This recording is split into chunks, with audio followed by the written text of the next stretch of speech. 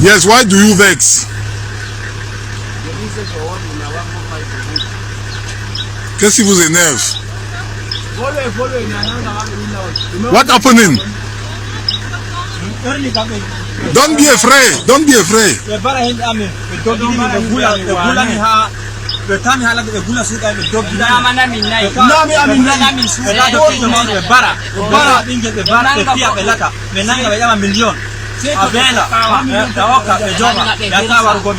Ama pe dise ami fere do ha du o shagari ha joni be odemo amma mi go take all their mami velo bring our brother all their mami go kill am dem oh na me talk to malam me all my year na me I don't talk and I say give a be na me the control house kwata na me yes in a year Ça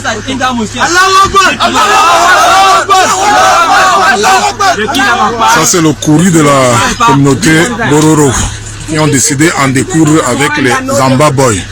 Ils sont insaisissables. Insaisissables. Nous avons fait ce que nous avons pu faire, mais là ils se dispersent dans toute la ville, mettent le feu, brûlent, cassent. Voilà, voilà. Ce qui nous reste à faire maintenant, c'est aider les blessés, les brûlés que nous conduisons à l'hôpital. Nous sauvons ce que nous pouvons sauver. Voilà la situation actuelle.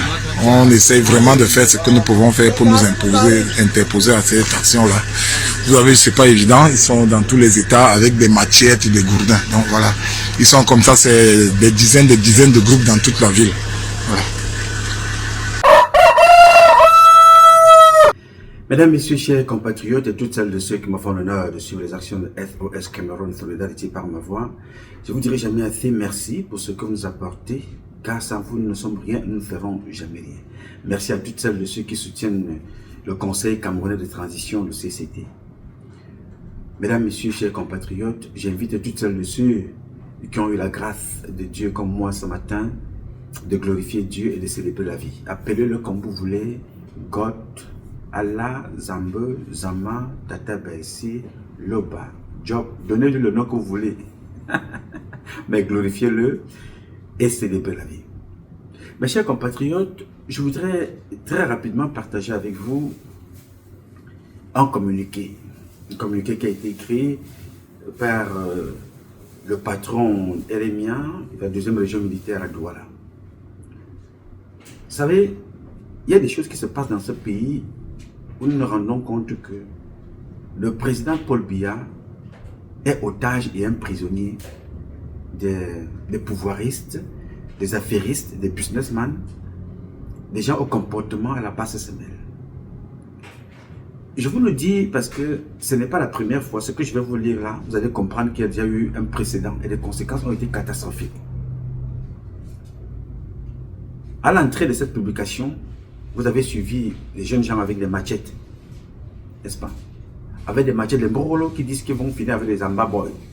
Tout ça c'est au Cameroun, hein? Ça ne se passe pas en Afghanistan, ça ne se passe pas à Guadalajara ou bien dans un pays que vous ne contrôlez pas. Ça se passe au Cameroun. Personne, ça n'attire pas l'attention.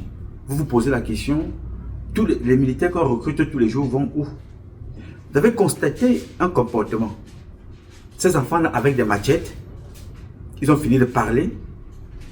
Les militaires les ont laissés passer. Ils sont partis comme ça pour aller se battre. Et celui qui est en train de parler, visiblement un chef militaire, il dit vraiment, nous ne pouvons pas les arrêter. Il y a des petits groupes comme ça disséminés partout, dans la ville. Parce qu'eux, ils veulent finir avec les Zamba Boys. Il faut absolument faire quelque chose. Ils laissent les enfants passer. Parce qu'ils sont en train de s'occuper des victimes. Et là, c'est d'autres victimes qui seront encore créées, comme ils sont en train de partir là. Des morts, des blessés, dans un même pays. Alors, pourquoi je vous montre ça? Je vous montre ça parce que ceux qui sont à côté, ce n'est pas celui qui a filmé. Il a même bien filmé de nous montrer cette information. Parce que s'il n'y avait pas cette image, vous ne l'aurez pas su. Que ça se passe maintenant, ou que cela se soit passé il y a un moment, mais le résultat est le même. Le constat est le même, tragique et dramatique. Voilà des hommes en tenue, en armes, véhiculés. Il n'y a eu personne là pour raisonner ces enfants. Leur faire comprendre que voilà, rentrez. Nous avons saisi les autorités. Faire même semblant d'appeler Yaoundé, ou bien un chef, dire que voici la situation et convaincre ces enfants-là que rentrez, nous allons essayer de neutraliser la situation. Mais on laisse les enfants là traverser pour aller créer le chaos de l'autre côté. Vous allez encore revenir maintenant, compter les morts et soigner les blessés. Vous voyez que c'est une question, on n'a pas besoin de sortir de Saint-Cyr, de l'EMIA ou bien d'une école américaine pour comprendre le B.A.B.A. Mais pourquoi moi je vous parle de ça? Je parle de ça parce que le conseiller spécial qui dit qu'il veut prendre le pouvoir pour enfermer Chantal Biya et enfermer la famille de Chantal Biya est aux côtés de Paul Biya depuis 33 ans. Et ce qui se passe là, la déstabilisation du Cameroun, en dehors des déstabilisations économiques, des escrocs, des bandits, des manipulateurs, comme ce contre-amiral ou faux vice-amiral, mais il y a des guerres. Cette déstabilisation commence depuis 2016 au niveau du nord-ouest et du sud-ouest, au niveau de la zone de l'ouest, quand on parle des enfants qui sont du côté de Fumban, de toute cette zone-là, il y a toujours des problèmes entre ces enfants, entre ces communautés.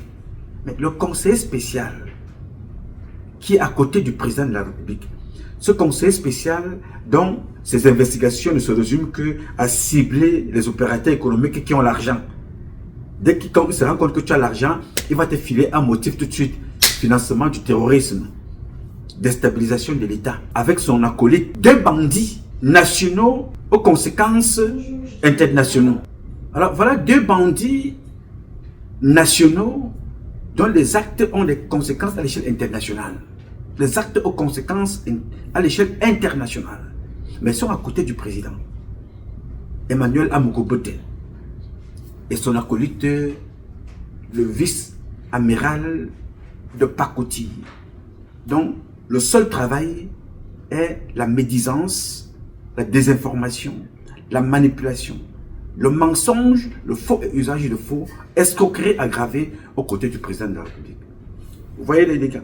Qu'est-ce qu'il a conseillé au président de la République pour ce genre de comportement? Ce qui se passe là. Depuis qu'il est aux côtés du président, en tant que conseiller militaire, que dit-il au président pour arrêter cet état de choses? Nous travaillons ici parce que ce que nous faisons ici, c'est l'information. Au-delà de la dénonciation, la sensibilisation. Nous proposons aussi comment aider le peuple camerounais à comprendre les enjeux, comment aider le peuple camerounais à se préserver, comment aider le président de la République à prendre des décisions, comment aider le ministre de la Défense à avoir une vision. Je me rappelle ici, pour ceux qui me suivent, il m'est arrivé plusieurs fois d'appeler le chef Semil dans la nuit pendant qu'il dort. Le militaire m'appelle ici pour me dire que voilà, il y a des bagarres dans des camps avec des armes. Vous savez, tout est archivé. Hein?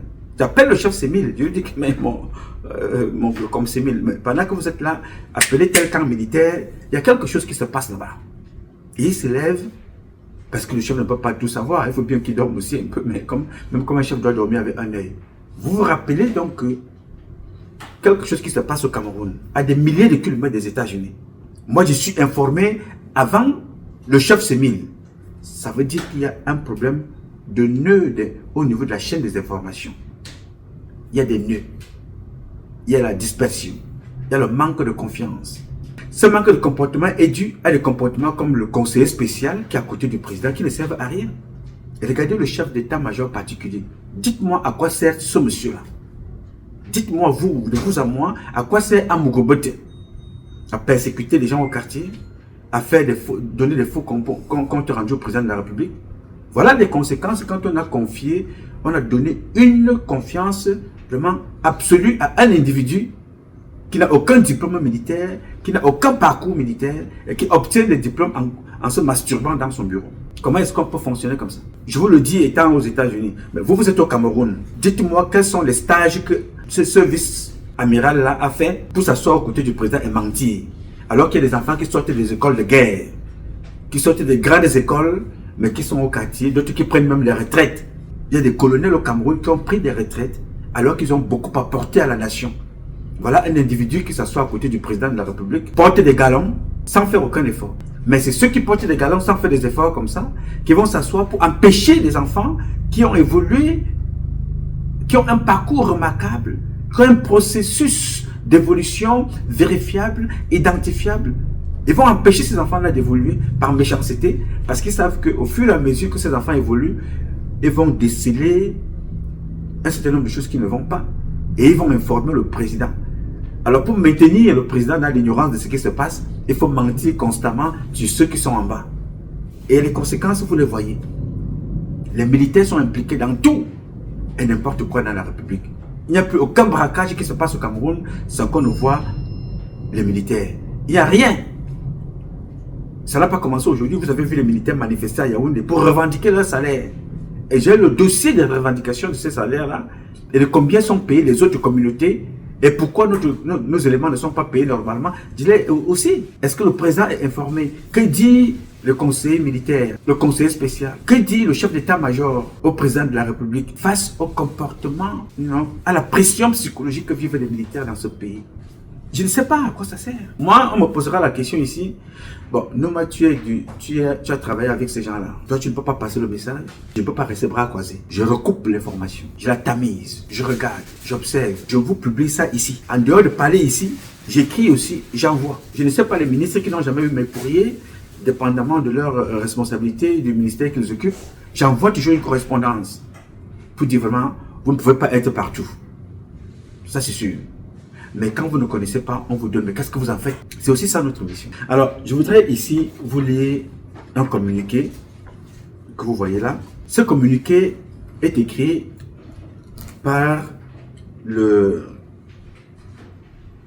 commandant de la 2e région militaire à Douala, c'est un Ngolo Ngomba, puis Gabriel. Vous allez comprendre ce qu'il dit ici. C'est un message qui interpelle à plusieurs titres. Alors, je commence ici là.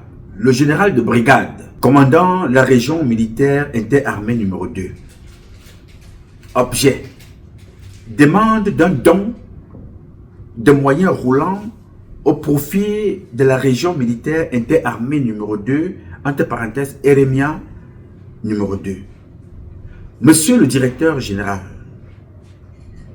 afin de me permettre de faire efficacement face aux défis sécuritaires toujours croissants dans ma zone de responsabilité en général et dans la mégapole ville de Douala en particulier où des violents troubles à l'ordre public ont récemment occasionné destruction, pillages et incendies des biens publics et privés, j'ai l'honneur de solliciter respectueusement de la structure dont vous avez la charge, et ce, dans la limite de vos possibilités, un don de 10 véhicules de marque Toyota Land Cruiser, BG, OG, ou whatever.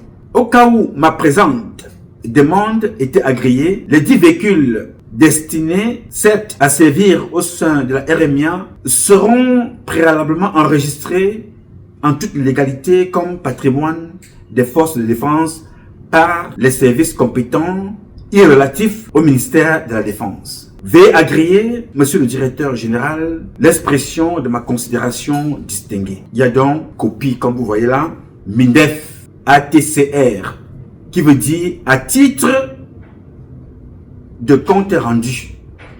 C'est-à-dire, il rend compte au chef. Il y a plusieurs façons donc de rendre compte au chef. On rend compte au chef d'un événement qui s'est passé, incident, un événement heureux ou malheureux dont le chef n'était pas informé. On lui rend compte. Mais il y a aussi le fait que on rend compte au chef de quelque chose qui a été convenu avec le chef, dont le subordonné, le subalterne, dans le cas, était et donc allé en mission. Il a fini de faire la mission. Il rend compte au chef à titre de compte rendu. Donc, dans ce document que vous voyez, plusieurs personnes pensent qu'on demande à monsieur le directeur général de Eneo de fournir des véhicules neufs.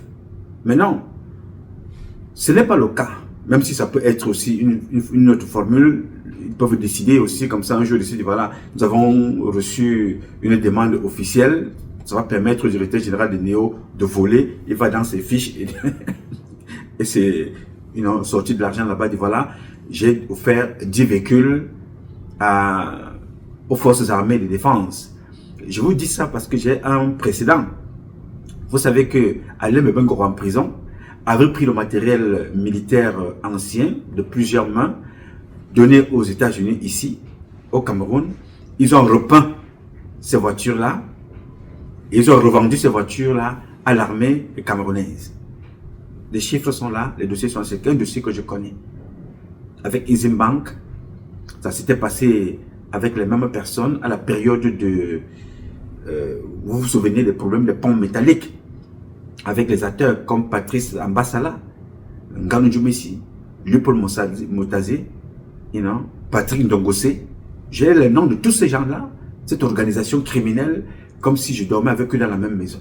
C'est parce que le mal que ces gens-là ont fait est tellement rentré dans mon cerveau qu'il aura même du mal à sortir. Peut-être même mes générations et générations prochaines vont hériter de ces comportements. Alors, ça peut arriver que ce monsieur décide de donner 10 véhicules, voire même 20, et demain matin, vous retrouvez ça, les lignes de crédit, les lignes de dépenses de cette structure de Néo. Mais dans le cas d'espèce, le général Ngolo Ngomba part de quoi? Il part du fait que Néo n'est plus une société appartenant aux étrangers. Elle a été récupérée par le Cameroun. Et lui, il y va donc là-bas parce que, comme c'est une société multinationale qui part, il y a donc des véhicules là-bas, il y a beaucoup de choses là-bas qui doivent revenir au Cameroun, à cette société camerounaise, totalement. Et il va donc là-bas maintenant, il dit voilà, moi j'ai ciblé les Land Cruiser.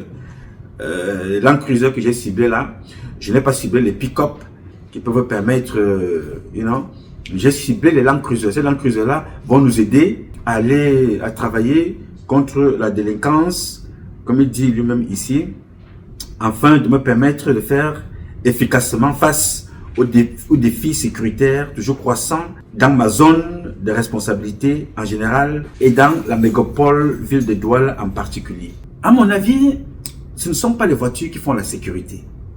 Les voitures y contribuent d'une façon ou d'une autre. Le renseignement est d'abord humain, ça dépend de comment est-ce qu'on traite le peuple, on traite ses militaires pour que le renseignement vous parvienne le plus facilement possible. On peut avoir des voitures, on peut avoir même des avions et être attaqué dans son propre pays. Le problème avec ces gens que vous voyez, c'est le fait que les militaires de mon pays ne sont plus des militaires qui font dans le domaine qui est le leur, le domaine sécuritaire. Forces armées de défense, c'est de sécurité. La plupart des militaires dans mon pays sont devenus des hommes d'affaires, des businessmen.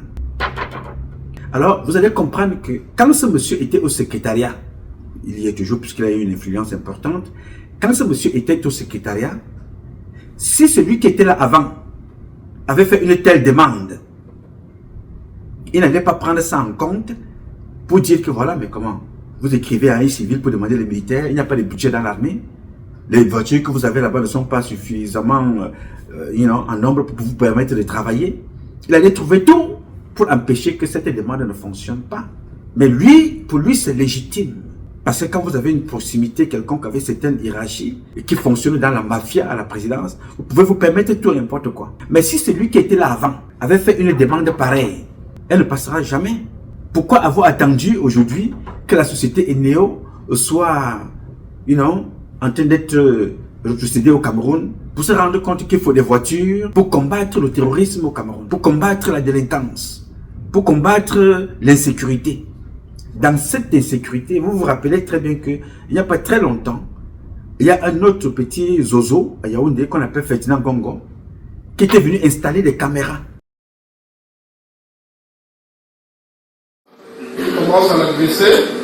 Une vue sur chaque coin de rue dans la ville de Douala. Sur ces écrans, les faits et gestes des populations vécus en temps réel sur l'ensemble du territoire national. Le Centre national de commandement et de la vidéosurveillance annexe de Douala est désormais le cerveau de la police. Le moindre cas suspect est directement signalé pour une intervention rapide sur le terrain. Un outil qui va renforcer et améliorer les performances, mais aussi les capacités opérationnelles pour une couverture sécuritaire efficiente. Le centre de commandement de la ville de Douala vise donc à optimiser l'utilisation des équipements de contrôle et de surveillance de la capitale économique. Il sert également de redondance au Centre national de commandement de vidéosurveillance de Yaoundé. Désormais, la ville de Douala va disposer d'un important outil qui permettra de renforcer la lutte contre la criminalité, d'assurer une meilleure protection des personnes et des biens et d'améliorer la régulation du trafic urbain. Les forces de maintien de l'ordre disposent d'un système de communication de 4e génération permettant la transmission simultanée des sons, images et vidéos en temps réel. Et là, vous pouvez bien voir que également cette dernière entrée de la ville de Douala est également tenue par le système. Et à partir de cette caméra d'ailleurs, nous pouvons également avoir les images de l'université qui jouxtent cette entrée de la ville. Ce système va davantage s'étendre pour relever les défis sécuritaires auxquels le Cameroun fait face. Il est prévu l'installation de 4000 caméras dans les capitales régionales, ainsi que dans certaines localités frontalières, telles que Kousséri, Garoua-Boulaye, Ouaza, Kiossi et autres. Cette infrastructure est le fruit de la coopération entre le Cameroun et la Chine. Le projet consiste en l'installation d'environ 5000 caméras de vidéosurveillance dans les 10 régions. Celui-ci lui veut les voitures. Bientôt, vous allez apprendre qu'il demande les satellites au niveau, demandez même aller au paradis pour regarder le sol. Alors que l'insécurité première n'est pas ce que vous voyez dans la rue. L'insécurité première est dans les têtes des Camerounais et dans le comportement de chaque Camerounais. Il est plus dans le comportement de chaque Camerounais que dans les voitures, dans les caméras. Le comportement de ces autorités est un comportement de délinquants et de voyous, d'irresponsables, qui ne pensent qu'à leurs petits intérêts et ils n'apprennent rien. Ils n'apprennent pas qu'à force de vouloir s'empiffrer, ils finissent par tout laisser et partir. Si le jour où ces gens-ci partiront, j'espère le plus tard possible, on va toujours poser la question que qu'est-ce que vous avez laissé? Ce n'est pas le favoritisme individuel, c'est les actes que vous posez collectivement qui font qu'un jour, quand vous n'êtes plus là, on se rappellera toujours de la route que le ministre Nganou a réussi à mettre sur pied. On se rappellera des réformes que le ministre de la Défense, sous le contrôle du président de la République, avec l'accompagnement de tous ceux qui l'entourent, ont réussi à imposer dans l'armée, ce qui fait que les militaires d'aujourd'hui, ceux de demain pourront bénéficier. Vous voyez souvent, quand un artiste meurt à l'international, on apprend subitement qu'un artiste est mort. Parfois, ça vous touche, ça vous choque, ça vous prend là dans les tripes. Parce que vous êtes au Cameroun, l'artiste est mort en France, il est mort en Côte d'Ivoire, il est mort au Bénin, il est mort aux États-Unis. Mais vous êtes marqué, vous êtes touché. Vous êtes touché pourquoi? Vous êtes touché parce que, à un moment de la vie, l'une des chansons de ce monsieur-là, ou de cet artiste, féminin ou masculin, vous a touché, vous a marqué. Vous êtes touché parce que le guitariste là, il avait une certaine façon de faire. Ce batteur là, il avait cette façon de se comporter. Cette choriste là, elle a chanté avec des têtes brûlées. Elle a chanté avec tel autre artiste. Il a chanté avec Mamou Wanja, qui est mort, père son âme, nous a quitté tout récemment. Il y a toujours quelque chose qui vous attire, qui vous marque. Et vous allez penser à cette chanson-là tout le temps. Ça doit être comme ça partout quand vous occupez un poste. Vous êtes ministre, ce n'est pas parce que vous m'aurez rendu service personnellement, mais il faut que ce que vous m'avez rendu personnellement comme service parte de par les compétences que vous avez repérées à moi, qui vont être ancrées dans le comportement des militaires. Le camp militaire que vous avez construit là, ou bien la structure militaire que vous avez mise sur pied, doit servir aux générations. Ou bien les décisions, ou bien les décrets, les mises au point que vous avez réussi à mettre vont servir des générations et des générations pour que nous puissions là impacter la culture dans la tête. La sécurité, c'est d'abord dans la tête et les comportements. Ce n'est pas dans le matériel qui est un matériel d'accompagnement. Il a bien précisé, un matériel roulant. C'est ce qu'il a dit ici, Ce sont des voitures dont il a sollicité. Mais la première sécurité, c'est dans le comportement. Nos comportements. Notre façon d'agir. Le général n'aura pas d'informations si moi je ne lui donne pas l'information en tant que citoyen de Douala, en tant que citoyen de la ville de Douala, citoyen de Yaoundé. Je ne lui donnerai pas d'informations. Souvenez-vous, il y a une publication que nous avons échangée avec vous ici, du commissaire Aïssi. C'est un commissaire qui était premier de sa promotion. Pour son franc-parler, il a été mis dehors, ça fait plus de 40 ans. Il n'a pas servi longtemps, on l'a mis dehors. Il a mené une enquête une fois avec les Boko Haram. Et les Boko Haram étaient logés, des terroristes, étaient logés par des Camerounais dans le Grand Nord. Des terroristes étaient logés par des Camerounais et vivaient avec des Camerounais. Pourquoi?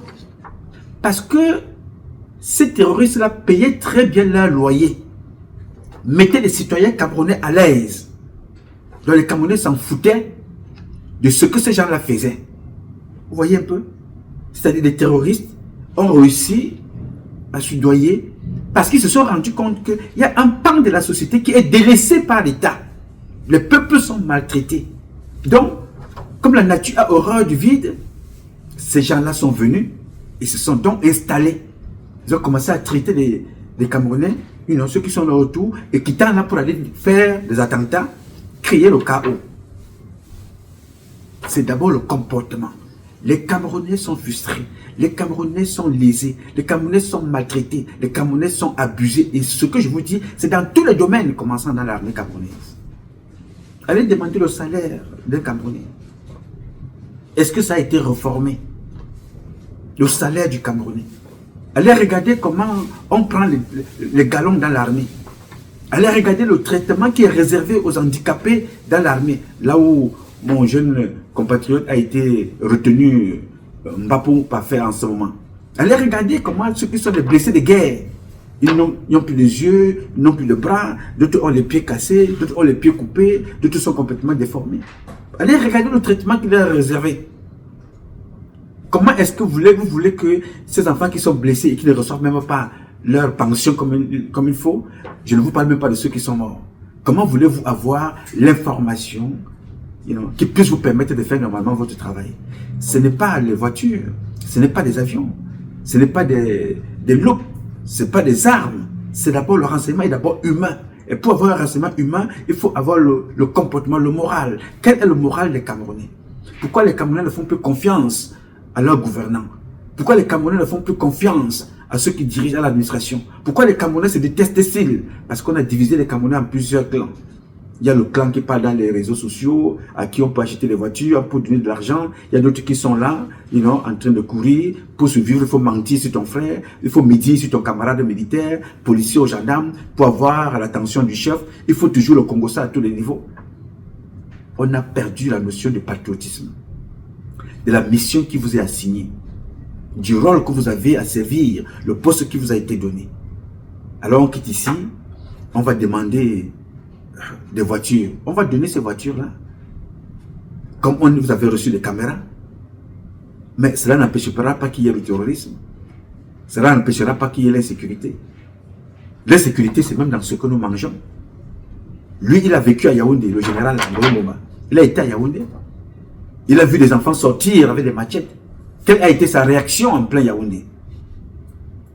Quelle a été sa réaction en plein Yaoundé quand les enfants sortaient avec des machettes? Quelle a été sa réaction depuis qu'on a tué son frère, Martinez Zogo? Quelle a été sa réaction depuis que son frère a été assassiné, Jean-Marie Benoît Mbala? Vous voyez? C'est-à-dire que les gens pensent qu'ils veulent avoir des moyens de travailler quand ils se sentent en position de responsabilité. Les autres, on peut vous tuer le moment venu. Ça n'engage pas Ngolo Ngomba. Ça n'engage pas Joseph Fouda. Ça n'engage pas le chef d'état-major. Ça, ce n'est pas leur problème. Vous ne verrez pas leurs enfants dans des théâtres de guerre. Vous ne verrez pas leur famille dans des difficultés. Parce qu'ils passent le temps à s'empiffrer, à demander comme ça à gauche et à droite. Vous vous poserez la question que Où va le budget militaire?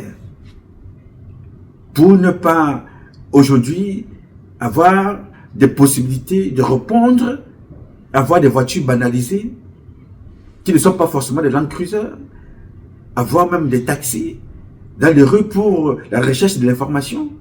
Je n'ai pas dit que les voitures ne sont pas importantes. Je n'ai pas dit ça. Elles sont même très très importantes. Je n'ai pas dit que le don, la demande n'est pas importante. Je n'ai pas dit ça parce que il y a des gens qui font. Moi-même ici, la police de ma ville, j'ai fait des dons ici. Les policiers vous envoient des courriers que aidez-nous, envoyez-nous des dons pour soutenir la police. On envoie des dons. Mais seulement dans notre pays, ce qu'on envoie là ne sert pas le peuple. C'est détourné. Et parfois, quand cet argent-là est donné, puisque quand les budgets sont votés, les gens ne tiennent pas compte de toutes ces demandes qui peuvent venir ça et là. À la fin, vous vous retrouvez en prison. Vous voulez que je vous donne un exemple? Je vous donne l'exemple du directeur de l'ART, Bemengue. J'ai des dossiers ici chez moi. Bemengue, quand vous regardez ces lignes de dépenses, Bemengue a des dépenses où il a acheté des hélicoptères à l'armée. Venant de la présidence. Toujours le faux contre-amiral au vice-amiral, whatever. Toujours avec le bandit du chef d'état-major des armées. Toujours les mêmes. Bemengue est en prison. Avez-vous vu le faux vice-amiral aller lui rendre visite? Avez-vous vu le chef d'état-major des armées aller, le chef d'état-major particulier, aller lui rendre visite en prison?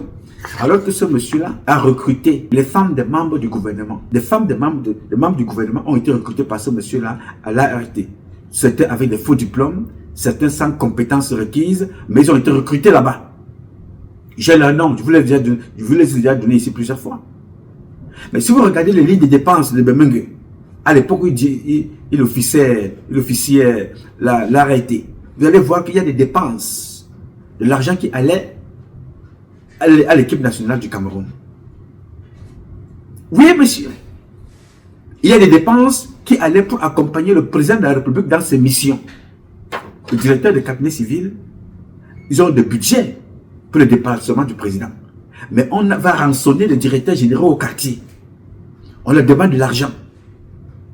Oui, monsieur, on leur demande de l'argent. Et c'est devenu une habitude. J'ai un dossier. Vous pouvez demander ce que je vais vous dire là. Hein, à Bemengue. Beaucoup de gens ont pris de l'argent comme ça, chez lui. Et le voilà aujourd'hui en prison. Parce que le président de la République ne te donne pas une mission en te disant que va rendre des services aux membres de ma famille. Ta feuille de route, c'est donner des marchés aux membres de ma famille. Mais quand tu tombes tout seul. Voyez-vous? Allez poser la question à ce que je vais vous dire là maintenant. Vous êtes à Yaoundé. Appelez Eyeba ici. Vous lui posez la question. Il a été frappé une fois comme ça pour une histoire montée de toutes pièces par un chef militaire à Yaoundé. Ils sont allés lui prendre l'argent dans le bureau. Plus de 10 millions de francs CFA. Sur haute instruction de je ne sais pas trop qui. Ils sont allés récupérer. Allez poser la question à Eyeba ici. Moi j'ai tous les noms. Hein. Je ne vous dis pas les choses ici parce qu'il faut chansonner, il faut raconter tout n'importe quoi. Je parle ici pour que ça aide la hiérarchie à changer. Aux Camerounais à prendre conscience. Dénoncer, informer, sensibiliser et proposer. C'est ça le plus important pour moi.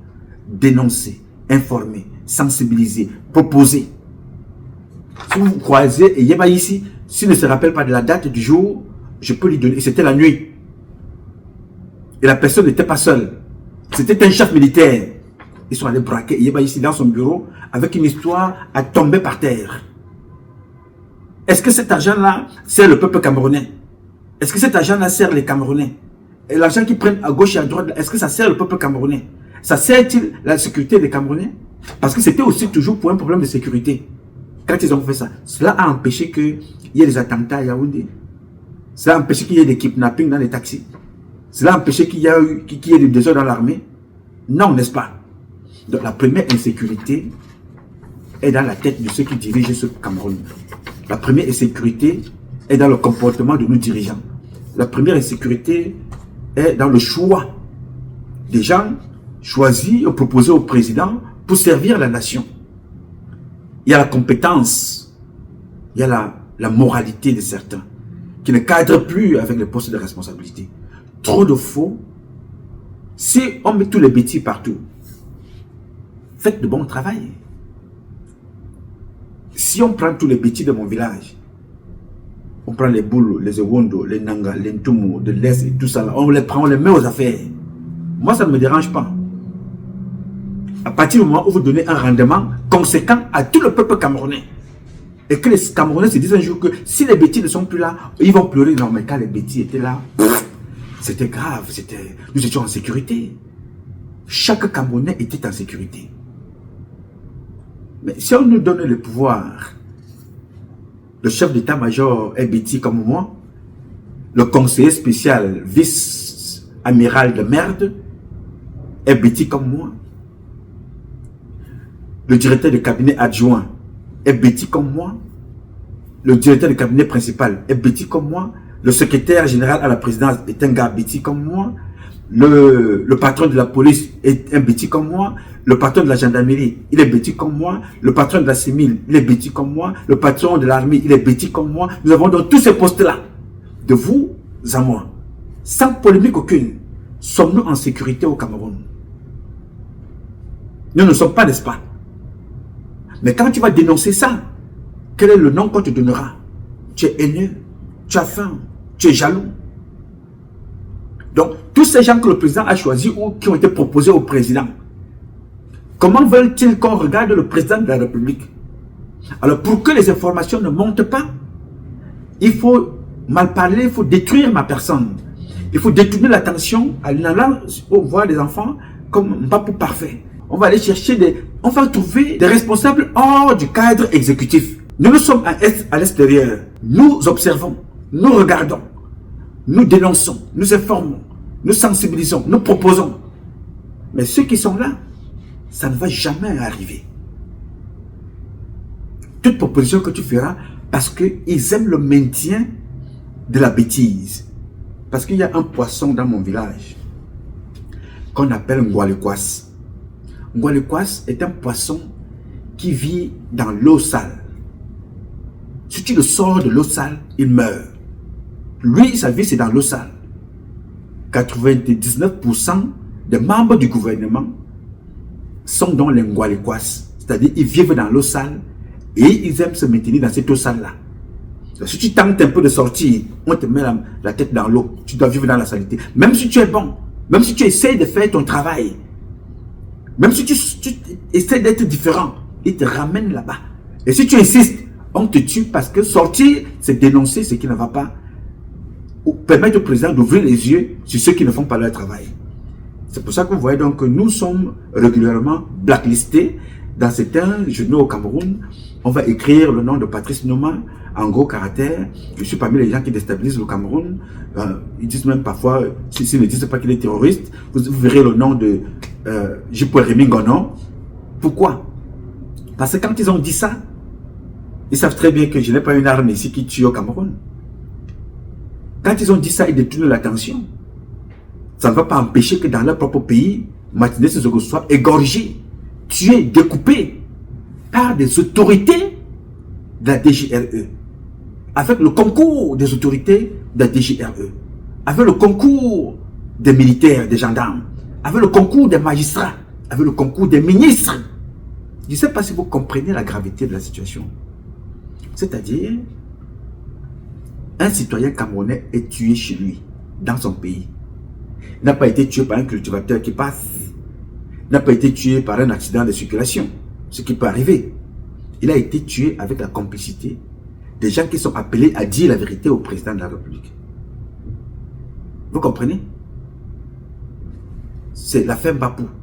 L'insécurité, ce n'est pas là où tu es assis, c'est le comportement que tu imposes face à la responsabilité qui t'a été octroyée par le président après une signature. L'insécurité commence par là. C'est pas ton comportement. Ce n'est pas les voitures. Ce n'est pas l'arme.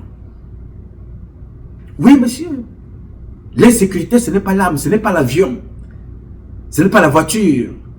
L'insécurité est imposée par nos comportements. Il est installé à travers nos comportements dans la société. C'est comme ça que nous avons cultivé l'insécurité. Et cette insécurité-là se retrouve partout. L'insécurité alimentaire.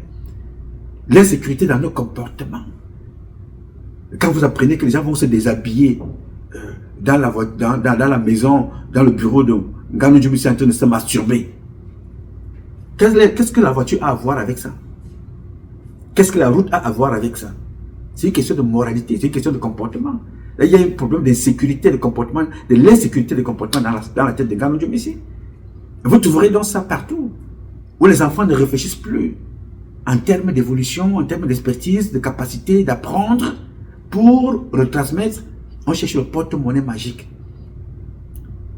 Pour évoluer, non, le diplôme n'est plus important, c'est la nustocratie. Oui, il faut entrer dans les sectes. Il faut connaître l'autre pour entrer, il faut dénoncer, il faut vendre sa mère, son père, il faut vendre son fils, sa femme, ses enfants, il faut rentrer dans des cercles compliqués pour évoluer. L'insécurité commence dans nos comportements. Et on entraîne donc nos valeurs culturelles, nos valeurs traditionnelles, nos valeurs éducationnelles, toutes nos valeurs sont donc comme ça galvaudées, bafouées par cette insécurité qui veut que la part du gain. Cette part du gain là nous détourne nos enfants, détourne nos garçons, détourne nos parents. Toujours la part du gain. J'ai besoin de 10 voitures Land Cruiser. J'ai besoin de 10 voitures Toyota. J'ai besoin de 10 voitures Mercedes. Demain, vous allez apprendre qu'il a besoin de bennes. Après, il a besoin des hélicoptères. Et quand vous allez regarder les factures, un jour, dans les listes de dépenses, vous allez trouver ces voitures-là qui ont été données par Eneo, mais qui ont été dépensées dans l'armée. Et ça, vous retrouvez ça partout. Cette insécurité, vous la retrouvez partout. On te parle de la ligne 94. Elle fonctionne comment? On vous dit que les gens vendent les caleçons. C'est-à-dire, moi, je mets mes caleçons dans le budget de l'État. Ça passe au cabinet civil. C'est de l'insécurité. Cette insécurité-là part de nos comportements. L'insécurité de nos dépenses. De la gestion de nos dépenses. On a instauré une insécurité dans les comportements qui veut que cette insécurité-là et cette mentalité qui ne cadre plus avec la morale du service, la morale de la société, la morale de la gestion, la morale de ce que l'on est. Faire attention à la différence entre ses comptes et les comptes d'autrui. On trouve donc qu'il y a des gens qui livrent des caleçons à la présidence. En termes de milliards, les caleçons en quoi? En or massif. Des caleçons qui permettent aux gens de ne pas faire dans l'adultère. Des caleçons qui détectent des maladies. Des caleçons qui protègent les testicules. C'est des caleçons qui sont comment pour qu'un individu livre des caleçons en millions. Ce n'est pas un problème. Mais la présidence, c'est un supermarché. C'est un grossiste. C'est des caleçons destinés à l'armée. C'est des caleçons destinés à la police ou à la gendarmerie. C'est quoi ces caleçons? Donc, ça peut être ironique ce que je vous dis là, mais c'est de l'insécurité dans nos comportements qui crée l'insécurité sociale, l'insécurité publique. Malheureusement, tout ce que ces gens apprennent ne sert pas à la société. Alors si tu essayes un peu de les raisonner, ils sont frustrés, ils te prennent pour un ennemi. Allez regarder le village de Ngolongoma. Même sa famille, les muets, les sous-muets, les aveugles, ont des immeubles. Mais allez regarder l'armée qu'il sert. Mais vous regardez comment les militaires pleurent. Alors qu'il était dans la décision. Il n'est jamais descendu pour aller à Mora, aller voir comment les militaires vivent. Pour aller à Kolofata, pour aller au Nozo, voir comment les militaires vivent. Vous comprenez? Vous savez pourquoi Ibrahim Traoré est devenu président? Il vous dit, j'ai été sur le terrain. J'ai vu. J'ai dit qu'il fallait que ça change. Vous n'allez pas tous devenir des présidents au Cameroun. Mais allez sur le terrain, informer le président de façon objective. Je vous assure, vous rentrerez dans l'histoire. Jeune que vous êtes, vous rentrez dans l'histoire. Oui, monsieur. Un jour, ça c'est une petite confidence que je vous donne. Je vous ai déjà raconté cette histoire, mais je n'ai pas fait la fin de l'histoire. Je m'en vais au département d'État. Nous sommes là après 2016. Je ne me rappelle plus, 2016, 2017, 2018. Oui, nous sommes là après 2016 en tout cas. Donc, je vais là-bas pour une réunion pour parler du Cameroun. Arrivé là-bas, les propositions nous sont faites. Nous aussi, on a fait des propositions. On tombe donc d'accord avec un certain nombre de choses. On dit, voilà, bon, monsieur Numa, vous, quand on rencontre certaines personnalités camerounaises, nous pensons que ces gens-là ne disent jamais la vérité à votre président. Vous allez donc publier ça sur vos plateformes pour voir l'effet. Ce que ça va donner. Parce qu'il faut que la guerre là s'arrête. Nous avons perdu un pasteur qui est mort là-bas. Son nom, Charles Wesco. Quand je sors donc de cette réunion-là, je m'en vais dans un hôtel du coin. Je devais y passer 3 jours. J'ai fait une publication sur ma page Facebook de cette affaire et des propositions. Quelques 3 minutes plus tard, le chef Sébil m'appelle. Vous savez, mon numéro de téléphone est public, il est là en bas. À la fin de chaque publication, je donne mon numéro, même sur Facebook ou en vidéo. Le chef Sébil m'appelle. Il me dit, mais Patrice Nouma, je viens de lire ta publication là, mais de quoi s'agit-il? Je lui dis que voilà, là c'est un résumé d'une réunion et des propositions qui seront faites. Il me dit que non, c'est une très bonne idée. C'est une très très bonne idée. Bon, nous sommes dirigés par des hommes politiques. Je vais proposer. Jusque là, la conversation elle est bonne. Je vais proposer, je vais faire une fiche, je vais envoyer. Mais là où ça devient un peu curieux, il me dit que non, je vais envoyer ça, mais je ne dirai pas que c'est toi. Est-ce que vous comprenez le truc? Moi, mes conversations peuvent être retraçables par des compétences américaines. On peut retrouver ce que je vous dis là. Parce que je n'ai pas changé les téléphones, je n'ai rien changé. Il y a des archives. Il me dit, c'est vrai, c'est une très bonne idée. C'est un très beau projet, les idées sont bonnes. Comme tu le sais, nous sommes dirigés par des hommes politiques. Je ferai la proposition, je vais relayer ça, mais je ne dirai pas que ça vient de toi. Mais si ça venait de l'information d'un gars du FBI, tu allais dire que ça venait de tel, n'est-ce pas? Si ça venait de la CIA, tu allais dire que ça venait de tel. Mais comme ça vient de moi, non, tu ne diras pas. Parce que dans votre imaginaire, dans votre tête, il faut toujours dire au président que les enfants qui sont dans la diaspora sont des mauvais garçons. Ça vous permet d'avoir de l'argent de mission pour nous combattre. Mais quand il y a des propositions positives et actives permettant d'aider le peuple camerounais, là, ça ne peut pas venir de nous. Il faut que nous soyons insultés comme les gens qui n'ont rien à faire, qui ne travaillent pas, qui chansonnent, qui racontent leur vie, qui disent tout n'importe quoi pour déstabiliser le Cameroun. Mais là, le chef Sémil me dit à moi que je dirais, je vais transférer, je veux donner cette information-là, cette note-là, cette proposition qui est juste et nette et claire, mais je ne dirai pas que ça vient de toi. Alors je vous dis donc ça pour vous faire comprendre que je vous avais donné cette information, mais je ne suis jamais allé à la fin de cette information.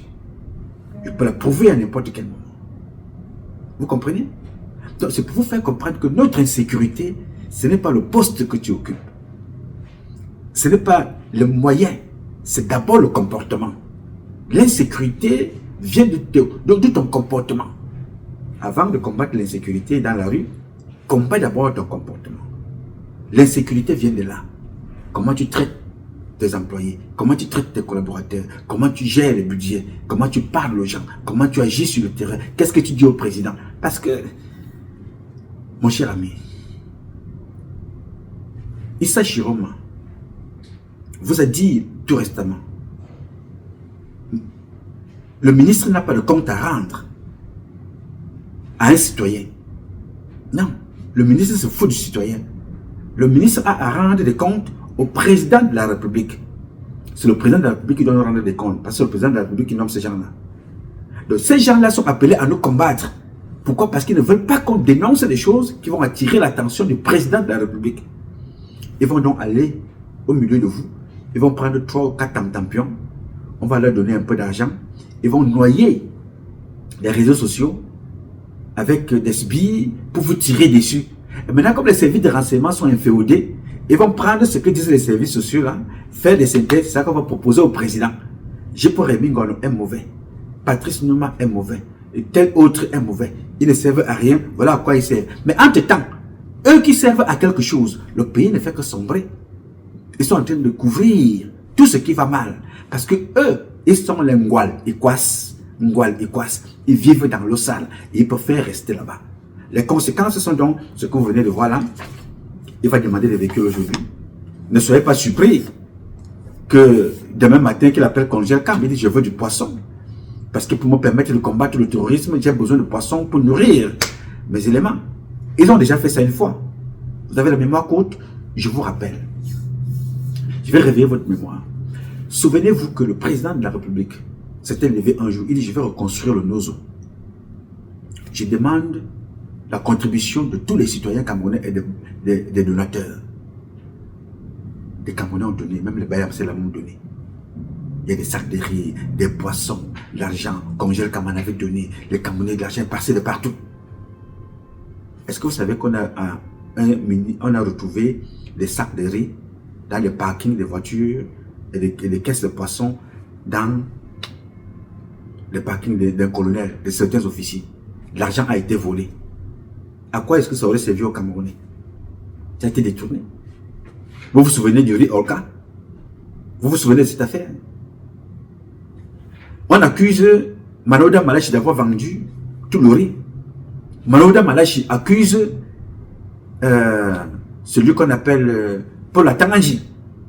Vous savez que Paul Atanganji, son nom aussi sort dans l'assassinat de cette femme qu'on a tuée, la Marie-Lou. Ce que je dis là, sur cette information-là, je ne peux pas le... Mais je vous dis ce que j'ai lu dans les réseaux sociaux et dans les informations qui me sont données, que Paul Atanganji sortait avec cette femme-là aussi. Ces informations-là restent à vérifier maintenant pour trouver où est l'information, la bonne. Paul Atanganji sortait avec la Marie-Lou qu'on a égorgée. Et il paraît donc que la jalousie de sa femme a poussé sa femme à monter un commando pour aller zigouiller cette femme. N'est-ce pas? Il y a beaucoup d'hypothèses. Pourquoi est-ce que je te parle de ça? Ça revient toujours dans le comportement. La source, l'information. Parce qu'il y a tout dans les réseaux sociaux. Jusqu'à ce que l'information remonte.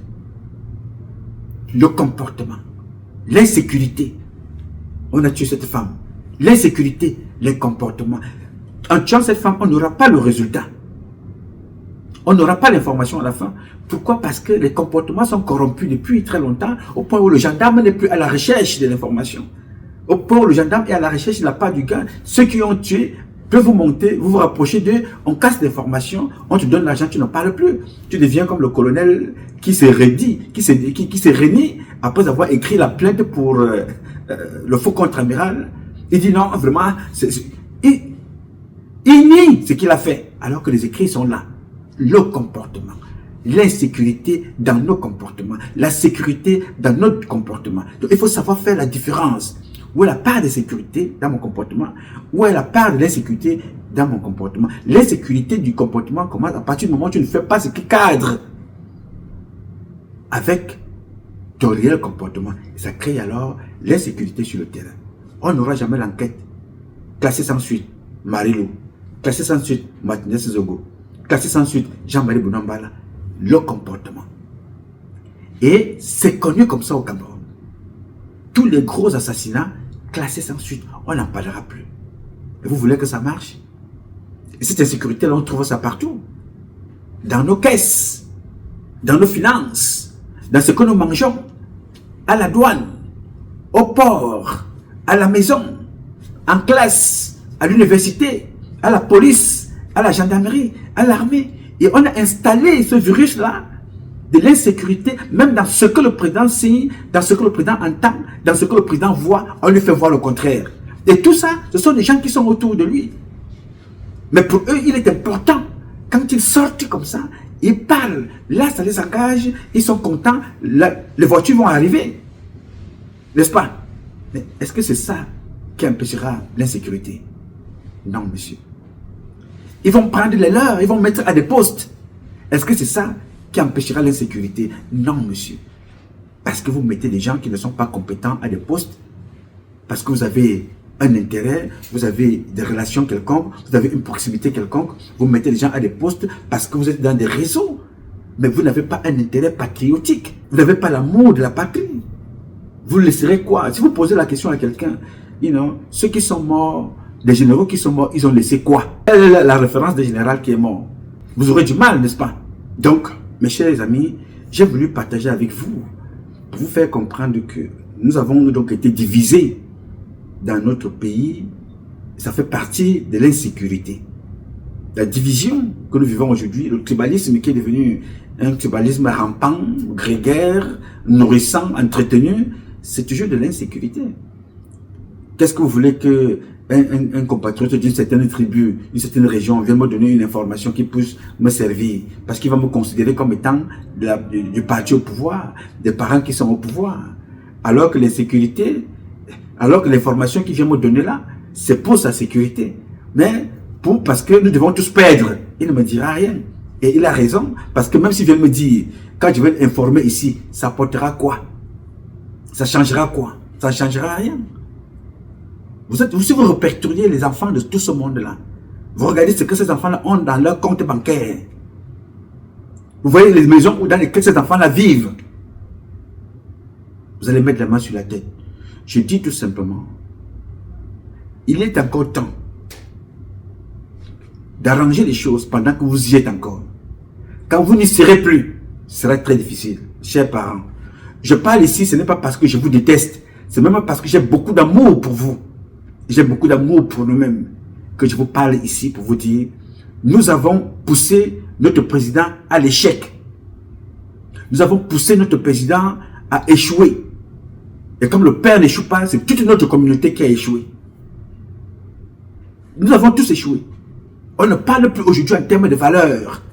On parle aujourd'hui en termes d'argent, de sexe, de dépravation, d'alcool, de drogue, de vol, de corruption, de méchanceté, de crimes, de manipulation, d'intrigue, de Congo-ça. Voilà les chapitres qui accompagnent les Camerounais au quotidien. Qu'est-ce que vous voulez qu'on fasse? Comment voulez-vous qu'on fasse? Comment voulez-vous qu'on nous regarde? Si un Camerounais est en prison aujourd'hui, c'est toujours un Béti qui a mis un Béti en prison, un Béti qui est président du tribunal, le pliant est Béti, le commandant de brigade est Béti, celui qui t'attend est Béti, l'avocat qui défend est Béti, celui qui donne les ordres au palais est Béti. Voilà comment nous nous entretenons, et nous tuons aussi d'autres régions, mais nous voulons continuer à rester au pouvoir. Et vous croyez que c'est vous qu'on regarde? C'est le président de la République qu'on regarde, avec sa femme. Et comment penses-tu, toi, contre-amiral qui veut être président, qu'après avoir échoué 33 ans plus tard, tu pourras faire mieux que celui que tu as amené à tuer? C'est-à-dire que tu as fait exactement, passer tout ton temps à tuer les idées, les projets qui pouvaient permettre à Paul Biya et sa femme de sortir tête haute. Mais tu as passé le temps à les tuer. Parce que tu penses que tu peux faire mieux. Non, c'est en faisant bien aux côtés du président qu'on peut te faire confiance à pouvoir accompagner la suite de ce programme. J'ai une dernière chose à vous dire parlant d'insécurité. Le chef d'état-major des armées s'appelle Amogo Bote, un véritable délinquant. Vous vous souvenez, il y a de cela plus de 15 ans aujourd'hui, plus. Je vous avais présenté une publication ici avec une compagnie appelée Cisco. La compagnie Cisco. Le contre-amiral, vice-amiral aujourd'hui, et Amogo Bote et Alem Bengoro avaient monté un faux projet où ils ont pris 8 milliards au président de la République. 8 milliards. Cet argent-là avait été payé en plusieurs tranches. J'ai les documents. La société s'appelle Cisco. Ici. Vous voyez donc, c'est de l'insécurité, la malhonnêteté, la méchanceté. C'est comme ça qu'ils ont donc passé leur temps à tuer le président dans tout. Ce que vous voyez. Beaucoup d'hommes d'affaires au Cameroun ont été sollicités, chaque fois régulièrement sollicités, pour donner de l'argent au gouvernement. Pour telle raison, on t'appelle, on dit qu'on veut combattre le terrorisme, mais vous ne verrez jamais le résultat. Ça rentre dans les poches des personnes. Vous allez demander à qui? Vous ferez comment? Puisque ceux qui montent ces dossiers-là sont des gens comme le vice-amiral, comme les Amogo Bote, des gens qui sont autour du président, qui vous font comprendre qu'ils sont le dernier cercle du président. Mentent parce qu'ils savent que tout ce que tu peux écrire, si tu écris quelque chose au cabinet civil contre le vice-amiral, mais Mvondo Yolo va appeler le vice-amiral et dire voici ce que nous avons écrit contre toi. Pire encore, si toi tu es au Cameroun, il envoie un commando venir t'éliminer. Alors que tu donnes une information importante pour l'intérêt national, pour l'intérêt du pays, pour l'intérêt du peuple camerounais. Mvondo Yolo va lui dire. Pourquoi? Parce que c'est une mafia. Ce que Mvondo Yolo fait de mal, vice-amiral ne parlera jamais. Ce que Mugobe te fait de mal, le vice-amiral ne parlera jamais. Ce que le Fédéral Gongo fait de mal, personne ne parlera entre eux là-bas. C'est pour ça que vous voyez que les réseaux sociaux ont pris le relais. Parce que les canaux de renseignement ne fonctionnent plus. Puisque ceux qui sont censés mettre en pratique ce que vous dénoncez, ce sont ceux-là qui sont à la manœuvre pour abrutir le président. D'où la situation que vous voyez qui est devenue catastrophique au Cameroun. Dans tous les domaines. Ça vous démontre l'insécurité dans nos comportements, qui commence par nos comportements. Vous voyez un peu? Donc chacun peut interpréter ça comme il veut, chacun peut raconter ce qu'il veut, mais ça y va déjà de l'insécurité qui est née de nos comportements. Donc nous ne faisons plus confiance à ce monde-là, parce qu'ils ne sont plus dignes de confiance. Donc ce que vous avez lu dans ce torchon, vous trouvez donc ça partout dans la société. Donc aucune information crédible ne monte plus au niveau du président. Parce que toutes celles et ceux qui sont appelés à monter l'information réelle, non, c'est fini. La mode maintenant, c'est le AVC. On vous dit que Evinando a été victime d'AVC 2 fois. Tout récemment, c'est Olwate Babo qui a eu l'AVC. Il dit que c'est l'AVC. Tu sais que là-bas chez eux, maintenant, on lance l'AVC comme l'onçon, comme la maladie. Il accuse Clopas Modulo de lui avoir lancé l'AVC parce que Clopas Modulo vole son poste. Donc, vous voyez donc à quel niveau ces gens-là sont. L'insécurité dans les comportements. Bien. Alors, c'est ce que j'ai voulu échanger avec vous très rapidement ce matin. J'ai dit. Alors, mes chers compatriotes, ce combat est un combat de tous et de chacun pour un intérêt commun. C'est avec la volonté des Camerounaises et des Camerounais que vous êtes, la bénédiction de Dieu, que nous vaincrons. En attendant, le combat continue. Ce combat continue parce qu'un Cameroun nouveau est possible. Chacun d'entre vous dans son domaine respectif, et ensemble nous redonnerons à notre pays ses lettres de noblesse et nous ferons de ce pays la capitale du paradis sur terre. Je sais compter sur vous, vous pouvez compter sur moi. Aussi longtemps que Dieu me donnera la vie, je donnerai le meilleur de moi-même. Nous parlerons prochainement des visas camerounais aux États-Unis avec l'interdiction qui a eu la dimension, les conséquences, où est-ce que ça commence, les Camerounais étaient-ils informés, les dirigeants étaient-ils informés? Oui, le peuple camerounais était informé par ces dirigeants qui n'ont pas fait leur travail, parce que Donald Trump, on le déteste, on ne le déteste pas, mais il prévient avant de faire, il parle avant de faire, avant d'agir. Donc nous allons parler de cela le moment venu. J'ai dit, je m'appelle Nouma Patrice Freeman. Je réponds au 001 551 666 1027. I love you, but God love you more. Thank you.